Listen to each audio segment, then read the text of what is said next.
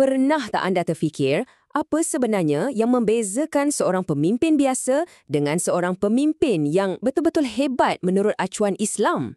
Ia bukan soal pangkat, bukan soal jawatan. Sebenarnya, ia adalah satu perjalanan. Dan perjalanan ini dipandu oleh 10 prinsip fiqh yang akan kita bungkas sama-sama hari ini. Okey, kita mulakan dengan asas yang paling fundamental. Hadis ni kan, ia sangat powerful.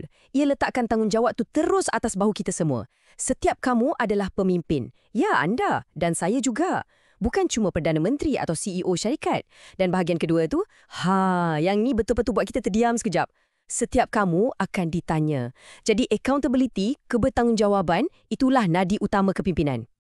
Jadi, kat sinilah mindset shift yang paling besar berlaku. Kepimpinan dalam Islam ni bukan sekadar satu pekerjaan, tahu tak? Ia adalah satu amanah suci. Cuba bayangkan sekejap. Setiap keputusan yang susah tu, setiap mesyuarat yang berjam-jam lamanya, malah setiap email yang kita hantar dengan niat yang betul, semuanya boleh jadi ibadah. Ini mengubah segalanya. Baiklah, setiap perjalanan hebat mesti ada permulaannya kan? Untuk perjalanan seorang pemimpin ni, langkah pertamanya ialah kena faham dulu asas-asas yang jadi macam kompas atau bintang utara dia. Tanpa asas ni, memang kita akan sesat di tengah jalan. Prinsip nombor 1, fiqh an-nusus. Anggaplah ini sebagai sauh kapal kita. Maksudnya, setiap satu keputusan yang dibuat oleh seorang pemimpin mesti berakar umbi pada Al-Quran dan Al-Sunnah. Bukannya ikut apa yang tengah viral, bukan ikut trend terkini, tapi berdasarkan wahyu. Inilah bezanya. Dan ayat ni, ia seolah-olah mengesahkan lagi idea tadi. Cuba fikir, dalam dunia sekarang yang penuh dengan noise, maklumat yang bercanggah sana-sini, seorang pemimpin tu perlukan satu sumber kejelasan yang mutlak. Itulah peranan Al-Quran. Ia bukan sekadar sebuah kitab, ia adalah macam operating manual untuk kepimpinan. Okey, kalau tadi kita dah tahu apa yang terkandung dalam nas, sekarang kita beralih kepada soalan yang lebih dalam. Kenapa? Inilah dia, fiqh al-maqasid. Tahu tak, pemimpin yang hebat ni, dia bukan setakat ikut peraturan buta-buta. Dia faham roh, dia faham hikmah di sebalik peraturan tu. Dia sentiasa bertanya, apakah matlamat besar di sebalik semua ni? Dan inilah dia, 5 matlamat utama syariah. Anggap je ni macam checklist wajib untuk setiap keputusan besar yang kita nak buat. Adakah polisi baru syarikat ni menjaga nyawa pekerja? Adakah kempen pemasaran kita menjaga akal dan maruah masyarakat? Inilah kayu ukur sebenar kejayaan seorang pemimpin yang jauh lebih penting daripada sekadar angka keuntungan. Okey, sekarang kita masuk fasa kedua dalam perjalanan kita, membina minda strategik seorang pemimpin.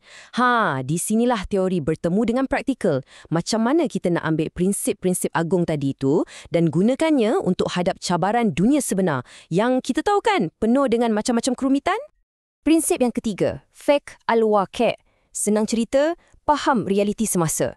Pemimpin yang betul-betul bagus tak akan buat keputusan dari pejabat berhawa dingin je, dari menara gading dia. Tak, dia akan turun padang.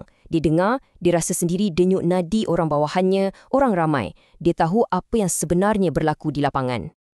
Dan ini adalah contoh paling legend untuk fiqh al-waqi'. Kisah Saidina Umar yang menangguhkan hukuman potong tangan untuk pencuri masa musim kemarau yang teruk. Penting untuk kita faham, beliau bukan mansuhkan hukum tu. Tidak sama sekali. Tapi beliau faham yang keadilan sebenar tu perlu ada belas kasihan dan perlu faham konteks. Beliau nampak bukan sekadar pencuri, tapi seorang manusia yang terdesak. Seterusnya, kita ada 3 lagi alat penting dalam toolkit seorang pemimpin. Pertama, fiqh al-awlawiyat. Seni untuk tahu mana satu yang paling penting, bukan yang paling bising.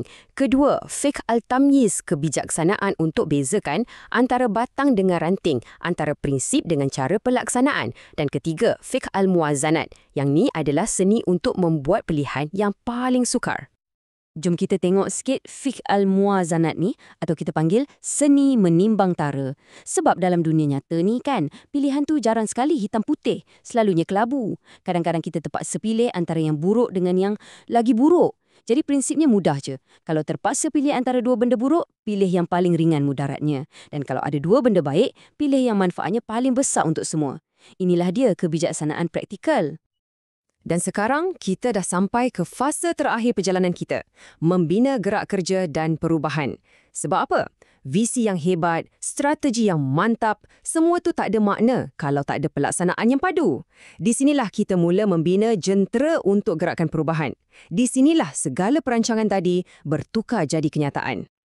Ayat ni bagi kita satu metafora yang sangat jelas untuk pengurusan, bangunan yang tersusun kukuh.